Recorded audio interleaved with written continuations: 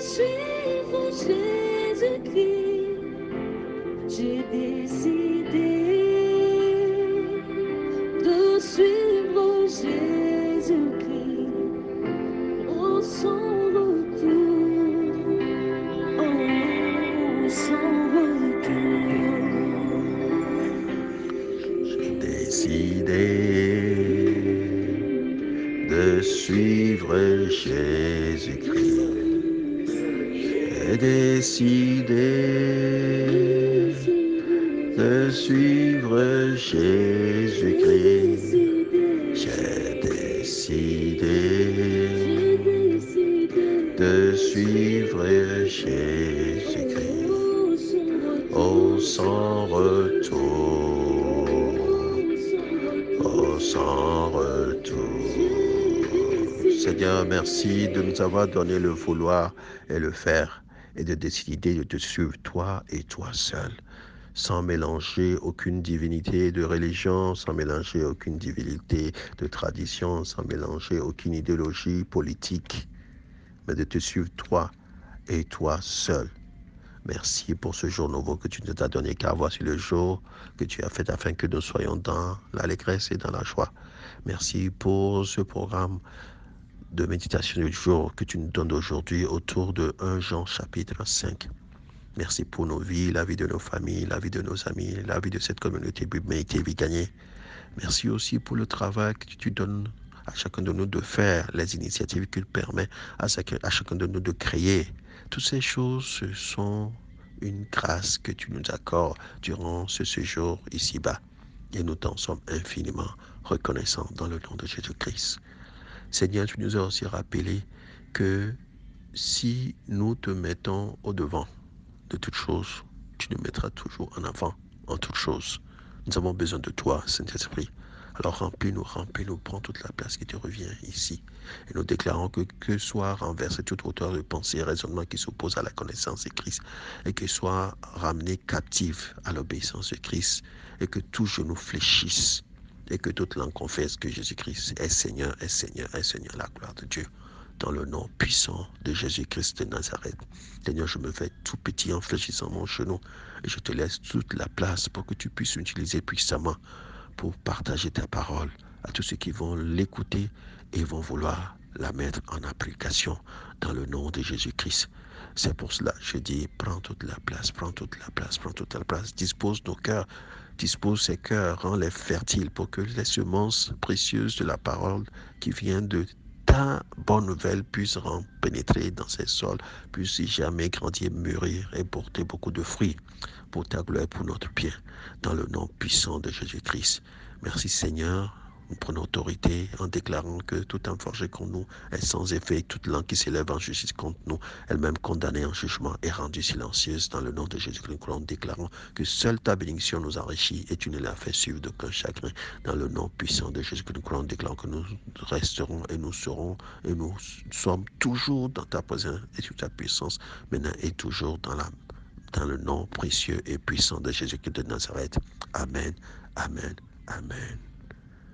Shalom, shalom, shalom. Bien-aimés en Christ et chers amis de Bébé TV Gagné. Bienvenue donc à notre programme Méditation du jour, d'un de nos programmes de Bible Méditer Vie Gagnée. Soyez donc abondamment bénis et soyez dans la joie du Seigneur en ce jeudi 28 avril de l'an de grâce 2022. Nous allons essentiellement partager sur 1 Jean chapitre 5 pour en savoir davantage sur les clés et les secrets révélés dans ce chapitre d'un des 27 livres du Nouveau Testament. Alors, l'équipe du jour, c'est le frère Orphée, votre homme serviteur des États-Unis, et la sœur Enam, votre homme servante du Togo, ensemble tous animateurs du programme de ce jour sous la haute direction de notre hôte, le Saint-Esprit. J'espère que chacun de nous a fait son devoir de maison en allant écouter l'audio sur 1 Jean chapitre 5, en prenant le temps de lire même le livre à côté et en allant se poser certaines questions pour de compréhension et d'appréciation. Nous l'avons fait et c'est notre devoir tous les matins de venir partager ce qu'on a pu en trouver. Et ainsi, voilà les deux questions qui vont orienter un peu ce développement. Le premier, dans le genre, ce qu'il faut se demander, c'est qu'est-ce qu'il fait la différence quand nous croyons en Jésus-Christ et pas à d'autres divinités? Et quel est l'héritage réservé aux vrais croyants qui le suivent et qui lui obéissent par amour et non sans contrainte? Cela se cache dans les versets de 1 Jean 5, verset 1 jusqu'à verset 13. Deuxième série de questions, c'est quel témoignage à partager ensemble sur l'efficacité de la prière de foi et comment prier avec foi pour voir Dieu répondre à nos attentes de croyants honnêtes et sincères. Ça aussi, c'est caché dans les versets 7 jusqu'au verset 21. Donc, commençons avec la première série de questions, c'est quelle est la différence quand tu commences à croire Jésus-Christ et non plus à d'autres divinités du passé, que ce soit des divinités de la religion, que ce soit des divinités de, de la tradition, que ce soit même des divinités des partis politiques, parce qu'eux aussi ont des divinités, ou bien que ce soit même des idéologies économiques, comme le capitalisme, le communisme, tout ça, c'est des idéologies. Et il y a des divinités qui se cachent derrière cela. Quand nous décidons de renoncer à ces divinités et de nous consacrer entièrement à Jésus, quelle la différence ça fait et quel héritage est réservé à chacun de nous qui l'avons ainsi fait. Je vais commencer par témoigner. En 2006, alors que j'étais dans une période assez trouble de ma vie et que je me cherchais et que je me demandais, mais qu'est-ce que ce monsieur est venu faire ici-bas?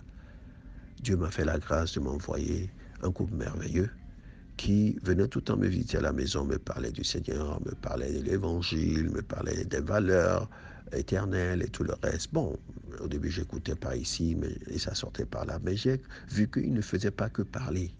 Il joignait à la parole des actes d'amour. Par exemple, il m'invitait à aller manger avec eux. Il m'invitait à aller à des séminaires qui m'ouvraient des yeux sur comment je peux mieux vivre ma vie, pas seulement ici-bas, mais surtout dans ce contexte à l'étranger où je venais d'arriver, donc aux États-Unis. Et ça m'a beaucoup touché. Au point, le jour, j'étais à un de leurs réunions, un culte du dimanche, et que le leader de la communauté, le pasteur, a invité des gens qui veulent donner leur vie à Jésus-Christ à venir devant. Je me suis vu naturellement aller devant et je me suis vu naturellement faire mon alliance de consécration à Jésus en disant, Seigneur, je reconnais que je suis un grand pécheur qui a besoin d'un grand sauveur. Aujourd'hui, je t'invite dans ma vie.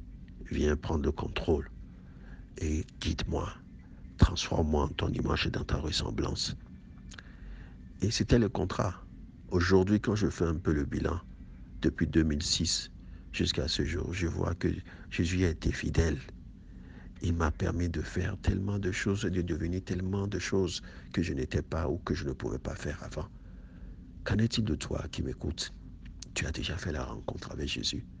Quand tu fais la rencontre avec Jésus, tu vas voir que tu vas commencer à te désintéresser de certaines choses à qui tu t'accrochais, tu tenais avant. Quand tu fais la rencontre avec Jésus, tu vas voir que tu vas commencer à découvrir de nouvelles choses que tu ne savais pas avant. Quand tu vas faire la rencontre avec Jésus, tu vas voir que tu vas devenir quelqu'un qui n'est pas n'importe qui est le Fils de Dieu. Quand tu te déplaces, c'est toute une influence que tu déplaces. Quand tu te déplaces, c'est toute une onction qui te déplace. Quand tu te déplaces, c'est des révélations qui te suivent. Quand tu te déplaces, c'est des bénédictions qui t'accompagnent. C'est de ça qu'il s'agit, mon frère. C'est de ça qu'il faut dire, mon frère. Alors, quel est donc notre héritage en Jésus? Quand nous venons en Jésus, ou bien quand nous faisons partie de la famille des élus de Dieu en Christ, quel est notre héritage? L'apôtre Jean a déjà expliqué un peu pour dire que il faut savoir que quiconque croit en Jésus-Christ est né de Dieu.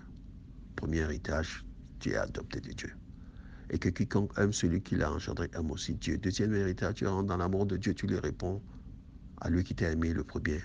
Tu le réponds aussi par ton amour. Et là, déjà, ça commence à devenir intéressant. Parce que là où il y a l'amour, il y a toujours la joie et la paix, il y a toujours la victoire. Il y a tout. Quand tu aimes quelqu'un, tu vois comment ça se passe. Et cet amour-là va commencer à naître, à se développer en toi. Cette intimité-là va se développer en toi et Dieu. Jean continue en disant que nous connaissons que nous aimons les enfants de Dieu lorsque nous aimons Dieu. Et tu vas commencer aussi à aimer les autres. Parce que quand tu commences à avoir l'amour en toi, tu vas commencer à avoir l'amour pour les gens. À voir les gens, à pouvoir même leur pardonner ce que tu ne pouvais pas faire avant. L'autre héritage, c'est que Dieu va te révéler davantage de sa parole. Oh, tel nous pensons, tel nous vivons. Quand ta mentalité va commencer à être régénérée, tu vas voir que ta réalité va aussi accompagner. Même les éléments de la nature seront obligés de se soumettre à toi. Rappelle-toi, les tout premiers pouvoirs que Dieu t'a donné, Dieu m'a donné à travers nos ancêtres, Adam et Ève, c'était quoi? Allez, je vous donne de dominer sur la création. Tu vas retrouver cette puissance. Dieu dit encore, allez, je vous donne de cultiver le jardin et de le fructifier, de le protéger. Tu vas commencer à voir que tout ce que dans lequel tu mets ta main, ça réussit. Dieu dit encore, allez, je vous dis, voilà ce qu'il faut faire, voilà ce qu'il ne peut pas faire. Tu vas voir que ta capacité d'obéissance à Dieu va augmenter comparé à ce que tu faisais avant, où tu étais désobéissant, rebelle, tu étais distant, tu étais indifférent de Dieu. Non, ces choses-là vont cesser. Mais ce n'est pas tout. Parce que tu es devenu enfant de Dieu, appelé à grandir, améliorer pour porter beaucoup de fruits. Dieu va mettre son esprit en toi pour faciliter tout ce processus de régénération intérieure et de régénération aussi extérieure. Ta vie intérieure va complètement s'enrichir de même que ta vie extérieure. Tu seras une meilleure personne, un meilleur produit de la personne que Dieu t'appelle à être. Tout ça là, c'est réservé à ceux qui ont accepté Dieu et qui marchent en obéissance à Dieu sans être forcés de le faire, mais en le faisant par amour. Je veux aussi partager un peu avec toi qu'est-ce que la Bible dit de Jésus-Christ quand nous devenons membres de cette famille. La Bible dit que Jésus-Christ et le Père sont un. Dans Jean 1, verset 1 à 4, il nous a présenté ça. Et qu'il est aussi le Fils unique engendré de Dieu. Hébreux 1, verset 1 à 4. Bien aimé, ce vocabulaire familial montre que Dieu considère Jésus comme un membre de sa famille. Les croyants nés de nouveau font également partie de cette grande famille. Romains 9, verset 8, 1 Jean 3, verset 1 à 2. Comment devient-on membre de la famille de Dieu? J'ai déjà expliqué mon témoignage, mais récapitulons en disant qu'en entendant d'abord l'évangile qui commence à travailler en toi et en confessant nos péchés, parce que tu te sens convaincu que tu as besoin d'un sauveur, et en mettant finalement notre foi dans ce Jésus. Dès lors, nous sommes nés de nouveau, nous déclarons les Écritures, et nous rentrons ainsi dans le royaume de Dieu, ici-bas, en attendant de rejoindre le royaume de Dieu pour l'éternité, comme des enfants et des co-héritiers de l'éternité. Romains 8, versets 14 à 17. Jésus-Christ est appelé ainsi le Fils unique engendré de Dieu. Et les croyants sont également enfants de Dieu, nés de nouveau dans sa famille, qui ont besoin de grandir en maturité spirituelle. Éphésiens 4, versets 11 à 16. Nous sommes des héritiers adoptés dans sa famille. Galates 4, versets 4 à 7. La grâce et la miséricorde infinie de Dieu sont donc manifestées en Éphésiens 1, verset 5 à 6, qui parle du rachat des pécheurs qu'il a prédestinés à être ses enfants adoptés par Jésus-Christ. C'est ce qu'il a voulu dans sa bienveillance pour que nous célébrons la gloire de sa grâce dont il nous a comblés dans les bien-aimés. Jésus a été révélé déjà au niveau de son baptême, tu te rappelles. Et dans ce chapitre-là de 1 Jean 5, Jean fait un peu allusion à ça. Il dit que aussi bien le sang que l'eau et que l'esprit se sont mis d'accord que le monsieur n'est pas seulement le fils de Joseph et de Marie. Le monsieur, c'est l'incarnation de Dieu ici-bas. C'est lui qui était l'élu. Et Dieu même confirme, dit, celui-ci est mon fils bien-aimé en qui j'ai mis toute mon affection. Écoutez-le, obéissez-lui. Tous ceux qui étaient là, qui ont suivi, ont compris et l'ont suivi sans aucune contrainte. Et même quand Jésus devait appeler les gens en disant « Suis-moi, suis-moi, suis-moi », ces gens s'étaient déjà convaincus que ce monsieur était différent des pharisiens d'alors. Ils étaient différents des docteurs d'alors. Ils étaient différents de ceux qui bavardaient beaucoup d'alors. Lui ne parlait pas seulement, il parlait et il agissait. Lui, il n'isolait pas les gens, il les rassemblait. pour que ces gens-là lui ressemblent. C'est ce qu'il a apporté. Alors, qu'héritons-nous en tant qu'enfants de Dieu? Rien de moins que le royaume. Ça veut dire que tu deviens propriétaire ou copropriétaire d'un royaume inouï, pas seulement qui se manifeste ici-bas, mais aussi qui est disponible pour l'éternité. Rien de moins que le royaume. Dans Matthieu 25, verset 34, 1 Thessaloniciens 2, verset 12, dans Hébreux 12, verset 28, dans Éphésiens 1, verset 3, il a dit que les croyants sont bénis de toutes les bénédictions spirituelles dans les lieux célestes en Jésus-Christ. Ces bénédictions spirituelles sont infinies, éternelles et fondées en Christ. Bien-aimés, par la grâce de Dieu, nous les recevons quand nous devenons les enfants de Dieu, que nous rentrons dans ce royaume. Mais il n'y a pas que les bénédictions spirituelles. Sur cette terre, nous héritons aussi de ce que nos parents naturels nous ont laissé, n'est-ce pas? Surtout à leur mort, quand nous devenons héritiers. Mais avec Dieu, les croyants jouissent déjà de leur héritage ici-bas, avant de le rejoindre là-bas, quand il va nous appeler. La paix avec lui par le sacrifice de son Fils sur la croix. Un autre élément de notre héritage est le don du Saint-Esprit, j'en avais parlé, qui vient donc demeurer dans le croyant au moment où nous mettons notre foi en Jésus-Christ, comme le dit Éphésiens 1, verset 13 à 14. Et nous rend donc capables de vivre pour Jésus dès à présent et nous donne l'assurance que notre salut est éternel. Quand nous allons quitter notre corps céleste, nos corps terrestres, pour pouvoir rentrer dans notre corps céleste, parce qu'il y a un autre corps qui nous attend là-bas, nous allons jouir toujours de ce même salut éternel, de ce même patrimoine éternel que Dieu a réservé à ses enfants. Pour terminer, je dirais que devenir membre de la famille de Dieu est la plus grande bénédiction qui soit arrivée à quelqu'un et que quelqu'un puisse obtenir. En tout cas, moi, je l'ai reçu et je suis plus que satisfait. Si c'était à refaire, je referais la même chose en prenant la même décision. Et cela devait nous pousser donc à fléchir Jésus, nos genoux dès maintenant devant Jésus pour l'adorer en toute humilité et sans nous sentir obligés. Nous ne pouvions rien faire pour mériter le don d'amour que Dieu a manifesté par Christ à toi et à moi. Cette grâce et cette miséricorde qui nous est donnée, par laquelle nous sommes devenus fils et filles de Dieu vivant, personne ne le mérite. Alors si Dieu t'a donné par la grâce, pourquoi tu ne le reçois pas? Romains 9, verset 25 à 26 nous le rappelle.